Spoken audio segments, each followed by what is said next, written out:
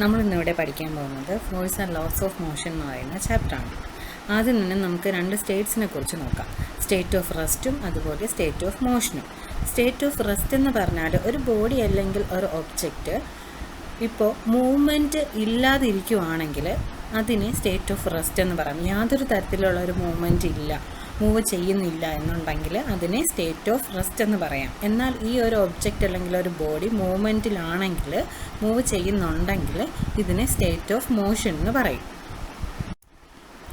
ഇവിടെ 4 ഇമേജ് തന്നിട്ടുണ്ട്. ആദ്യത്തേന്ന് പറഞ്ഞാൽ ഒരു ഗ്രൗണ്ടിൽ ഒരു ബോൾ ഇരിക്കുന്നുണ്ട്. ഈ ബോൾ ഏത് സ്റ്റേറ്റിലാണുള്ളത്?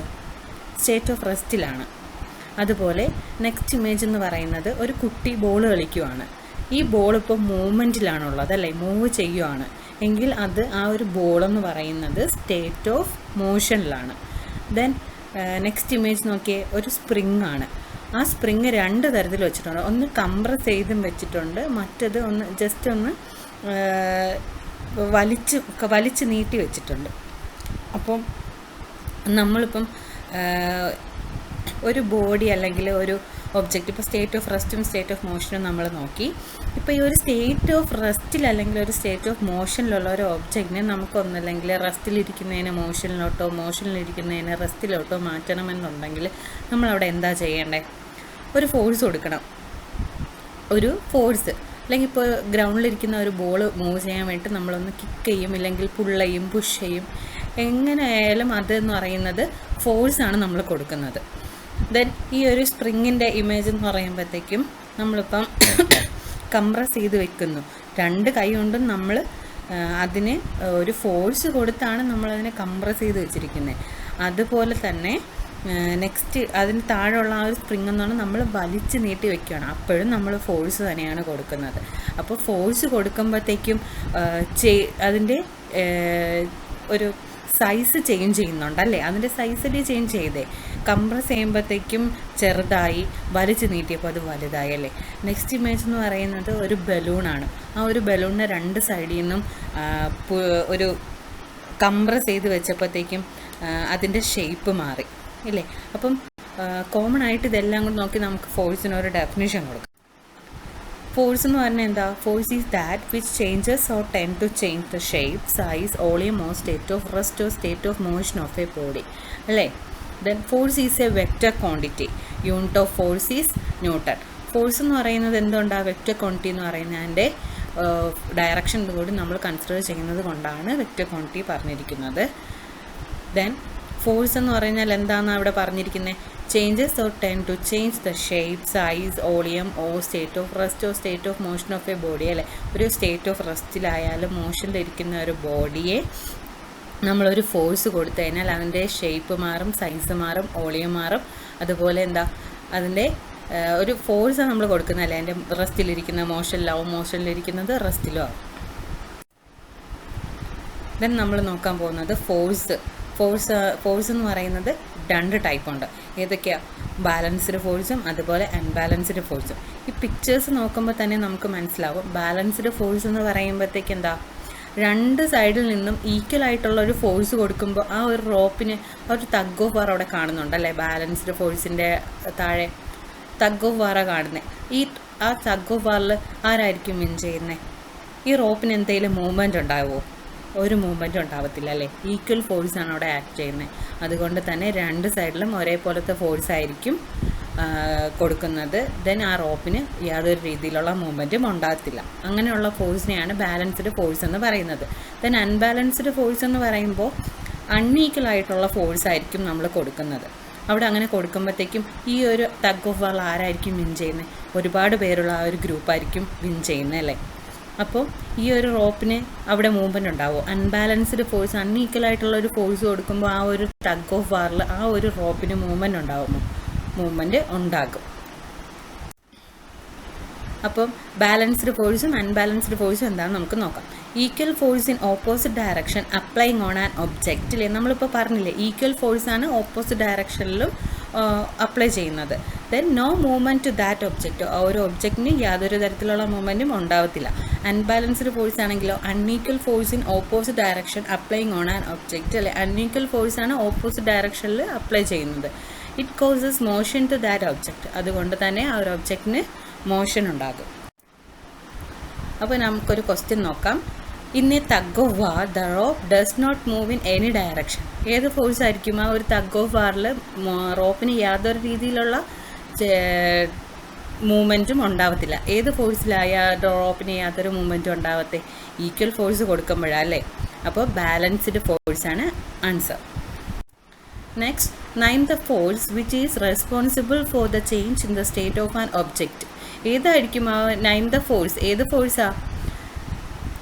Change in the state of an object. ആ ഒരു ഒബ്ജക്റ്റിൻ്റെ സ്റ്റേറ്റിന് ചേഞ്ച് ഉണ്ടായി. അൺഈക്വൽ ഫോഴ്സ് കൊടുക്കുമ്പോഴാണ് ആ ഒരു ഒബ്ജക്റ്റിന് മൂവ്മെൻറ്റ് ഉണ്ടാവത്തെന്ന് നമ്മൾ നേരത്തെ പറഞ്ഞു. അപ്പോൾ അവിടെ ഏത് ഫോഴ്സ് ആയിരിക്കും? Unbalanced ഫോഴ്സാണ് answer. നെക്സ്റ്റ് നമ്മൾ നോക്കുന്നത് ലോസ് ഓഫ് മോഷനാണ്. First law of motion, second law of motion and third law of motion. നമ്മളിവിടെ നോക്കാൻ പോകുന്നത് ഫസ്റ്റ് ലോ ഓഫ് മോഷൻ. അപ്പോൾ നമ്മൾ അടുത്തായി നോക്കാൻ പോകുന്നത് first law of motion. Every body continues its state of rest or uniform motion unless an unbalanced external force acts on it. അല്ലേ, നമ്മൾ ഈ ചാപ്റ്റർ തുടങ്ങിയപ്പോഴേ പറഞ്ഞായിരുന്നു, ഒരു റെസ്റ്റിലുള്ള ഒരു ഒബ്ജക്റ്റിനെ നമുക്കിപ്പോൾ മോഷനിലേക്ക് മാറ്റണമെങ്കിൽ മൂവ് ചെയ്യിപ്പിക്കണമെങ്കിൽ നമ്മളവിടെ എന്താ കൊടുക്കേണ്ടേ? ആ ഒരു ബോളിന് എന്താ കൊടുക്കേണ്ടത്? അവിടെ ഒരു ഫോഴ്സ് കൊടുക്കണം അല്ലേ. ഒരു ഫോഴ്സ് കൊടുക്കുമ്പോൾ അല്ലെങ്കിൽ ഒരു അൺബാലൻസ്ഡ് എക്സ്റ്റേണൽ ഫോഴ്സ് കൊടുക്കുമ്പോഴത്തേക്കും സ്റ്റേറ്റ് ഓഫ് റെസ്റ്റിലുള്ള ഒരു ഒബ്ജക്റ്റ് അല്ലെങ്കിൽ സ്റ്റേറ്റ് ഓഫ് മോഷനിലുള്ള ഒരു ഒബ്ജക്റ്റ് റെസ്റ്റിൽ നിന്ന് മോഷനിലേക്കും മോഷനിൽ നിന്ന് റെസ്റ്റിലേക്കും മാറും. ഇത് തന്നെയാണ് ഫസ്റ്റ് ലോ ഓഫ് മോഷനിലും പറയുന്നത്. Then first law of motion എന്ന് പറയുന്നത് also known as law of inertia.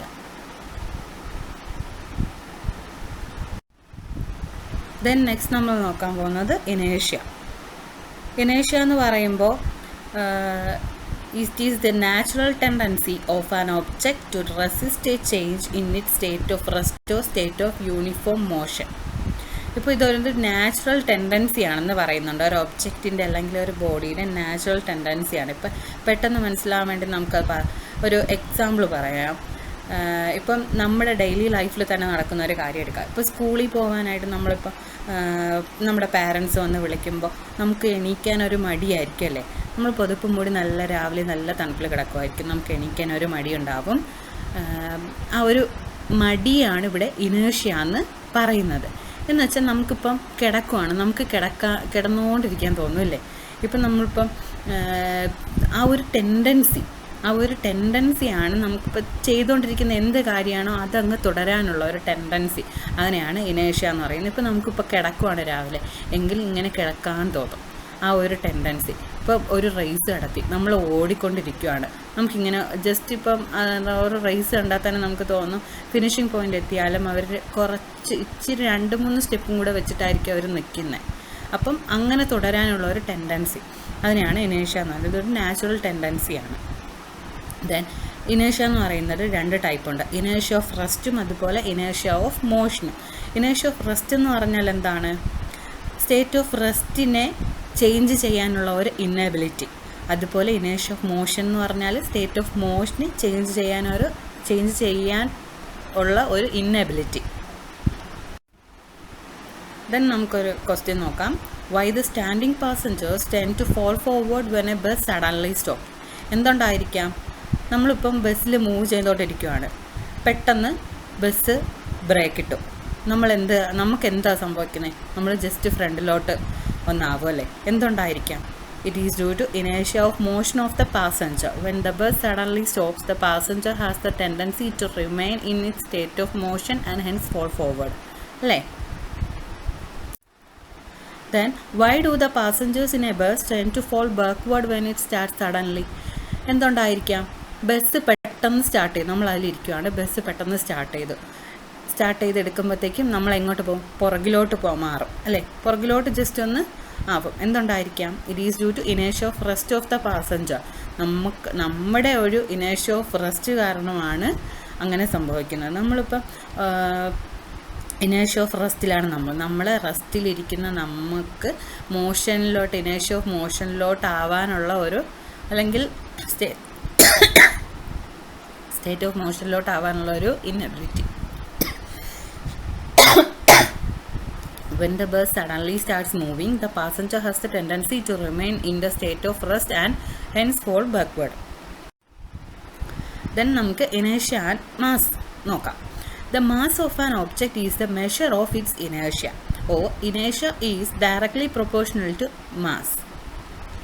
സൈഡിലൊരു image തന്നിട്ടുണ്ടല്ലേ, ഒരു എലിഫൻറ്റും ഒരു കുട്ടിയും. ഇവർ തമ്മിലൊരു എക്സാമ്പിളായിട്ട് പറയുകയാണ്, പെട്ടെന്ന് മനസ്സിലാവാനായിട്ട് ഒരു എക്സാമ്പിളായിട്ട് പറയുകയാണ്. ഇവർ രണ്ടുപേരും തമ്മിലൊരു റേസ് നടത്തുവാണ്. റേസ് നടത്തുമ്പോൾ ആരായിരിക്കും വിൻ ചെയ്യുന്നത്? കുട്ടിയായിരിക്കും അല്ലേ. എന്തുകൊണ്ടാണ്? ആന നിന്ന് നടന്നൊക്കെ വരുമ്പോഴത്തേക്കും കുട്ടി ജയിച്ചിരിക്കും അല്ലേ. ആനയ്ക്ക് എന്തുകൊണ്ടാണ് പെട്ടെന്ന് ഓടാനൊന്നും പറ്റാത്തേ? വെയിറ്റ് ഉള്ളത് കൊണ്ടാണ്. അത് ഒരു പോയിൻ്റാണ്, വെയിറ്റ് ഉള്ളത് കൊണ്ടാണ്. കുട്ടിക്കാണെങ്കിൽ വെയിറ്റ് ഇല്ല, അതുകൊണ്ട് കുട്ടി പെട്ടെന്ന് എത്തും. ഇപ്പോൾ വെയിറ്റ് ഉള്ള ഒരു ഒബ്ജക്റ്റിന് എന്ന് പറയുമ്പോഴത്തേക്കും പെട്ടെന്ന് പോകാൻ പറ്റത്തില്ല, പെട്ടെന്ന് നടക്കാനോ ഒന്നും പറ്റത്തില്ല. ഇവിടെ എന്ന് പറയുന്നത് ഈ ഒരു ആനയ്ക്ക് മാസ് കൂടുതലായിരിക്കും അല്ലേ. വെയിറ്റ് കൂടുതലാണെങ്കിൽ മാസ് കൂടുതലായിരിക്കും. മാസ് കൂടുതലായത് കൊണ്ട് ആനയുടെ ഇനേഷ്യ എന്ന് പറയുന്നത് കൂടുതലായിരിക്കും. അപ്പം നമ്മൾ നേരത്തെ പറഞ്ഞു, ഇനേഷ്യ കൂടുതലുള്ള ഒരാൾക്ക് ഇനേഷ്യ എന്ന് പറയുന്ന ഒരു മടിയാണെന്ന് നമ്മൾ പറഞ്ഞു. സ്റ്റേറ്റ് പെട്ടെന്ന് ചേഞ്ച് ചെയ്യാൻ പറ്റത്തില്ല അല്ലേ.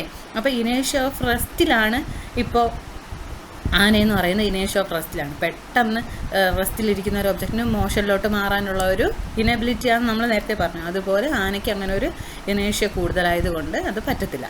അപ്പോൾ ഇനേഷ്യയും മാസും തമ്മിൽ എന്താണ് റിലേഷൻ? ഇനേഷ്യ എന്ന് പറയുന്നത് ഡയറക്ട്ലി പ്രൊപ്പോർഷണൽ ടു മാസ് ആണ്. SI യൂണിറ്റ് എന്ന് പറയുന്നത് കിലോഗ്രാം. നെക്സ്റ്റ് നമുക്കൊരു ക്വസ്റ്റ്യൻ നോക്കാം. What happens to the coin? എന്തായിരിക്കും ഈ കോയിന് സംഭവിച്ചിട്ടുണ്ടാവുക? വാട്ട് ടൈപ്പ് ഓഫ് ഇനേഷ്യ is included here and which law is related? എന്തായിരിക്കും ഇവിടെ ഇമേജിൽ എന്തൊക്കെയാണ് കാണുന്നത്? ഒരു ഗ്ലാസിൻ്റെ മേലുള്ള ഒരു കാർഡ്ബോർഡിൻ്റെ മേലുള്ള ഒരു കോയിൻ. ഈ സഡനായിട്ട് ഈ ഒരു കാർഡ്ബോർഡ് വലിക്കുമ്പോഴത്തേക്കും കോയിന് എന്ത് സംഭവിക്കും? കോയിൻ ആ ഒരു ഗ്ലാസ്സിലേക്ക് വീഴും. എന്തുകൊണ്ടായിരിക്കും അങ്ങനെ വീഴുന്നത്? ഇറ്റ് ഈസ് ഡ്യൂ ടു ഇനേഷ്യ of rest of the coin. എന്തുകൊണ്ടാണ്? കോയിനുണ്ടാകുന്ന ഒരു ഇനേഷ്യ ഓഫ് റെസ്റ്റ് കാരണമാണ് ഈ സഡനായിട്ട് നമ്മൾ ഈ ഒരു കാർഡ്ബോർഡ് വലിക്കുമ്പോഴത്തേക്കും കോയിൻ ഗ്ലാസ്സിനകത്തേക്ക് വീഴുന്നത്. ഒരു ഇന്നബിലിറ്റി ചേഞ്ച് ചെയ്യാനുള്ള, സ്റ്റേറ്റ് ചേഞ്ച് ചെയ്യാനുള്ള ഒരു ഇന്നബിലിറ്റി, റെസ്റ്റിൽ തന്നെ തുടരാനുള്ള ഒരു ടെൻഡൻസി കാരണമാണ് അല്ലേ. ദെൻ ഇതെന്ന് പറയുന്നത് ഫസ്റ്റ് ലോ ഓഫ് മോഷനെ റിലേറ്റ് ചെയ്തിട്ടാണ്.